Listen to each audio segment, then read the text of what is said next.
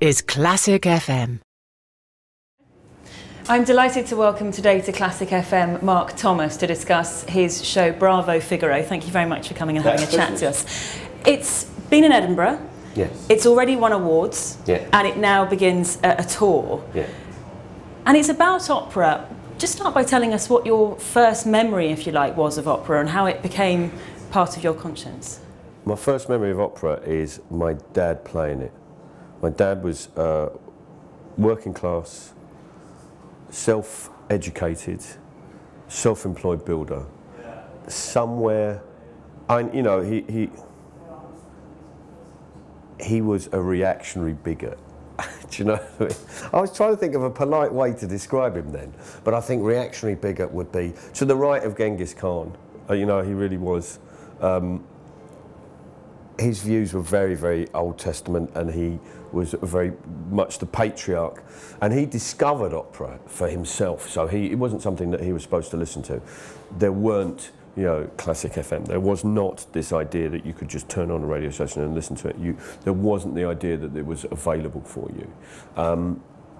For him, it was very much a world of discovering what, and finding out by trial and error what he liked.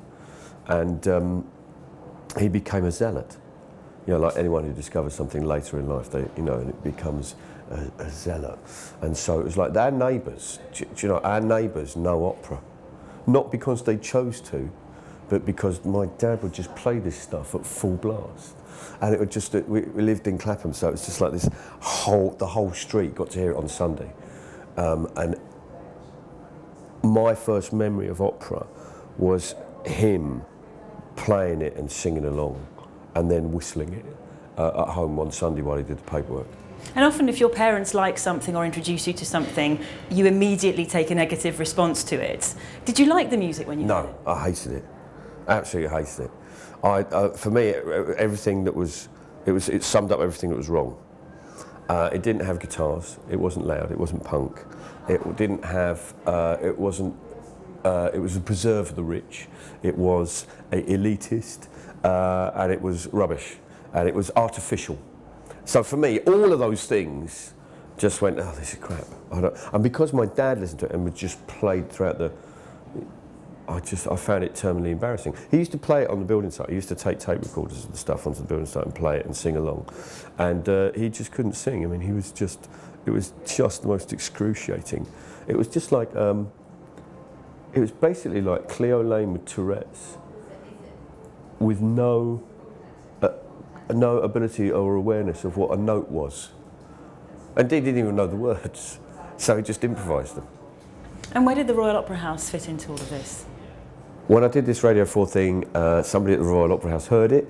My wife knew that person through Twitter. They got in contact with my wife and said, would Mark like to meet Mike Figgis, who's the director and occasional opera director, and he was curating the Deloitte Ignite Festival at the Royal Opera House, and he asked me if I would like to do something.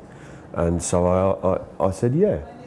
And the condition was I would perform at Royal Opera House as part of the festival. And I'd do this story about my dad, but I wanted opera singers. And so very kindly I was lent opera singers, and we went to perform an opera concert for my dad, just some of his favourite arias and some of the, in Bungalow in Bournemouth, which is where they live. And that was a great day.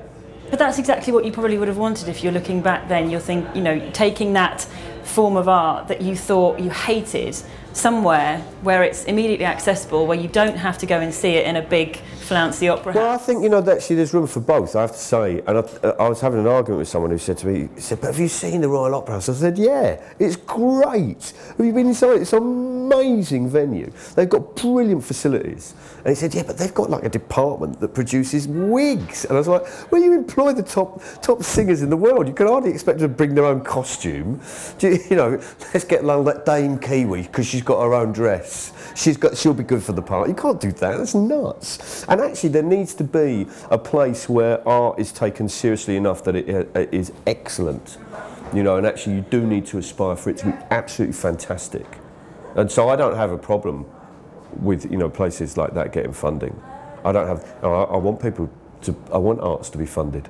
I want them to be funded. I want people to actually be, you know, appreciative of what happens, and to realise that they create jobs, that they create a culture in this country that's really important. And one of the interesting things is the Paralympics actually has taught us that, is how important a culture and cultural events are to us and our well-being as a society, which is really exciting. I could chat to you for hours, Mark, I promise. But we're running out of tape. But thank you so much for coming in to speak to us. Thank you. That's a pleasure.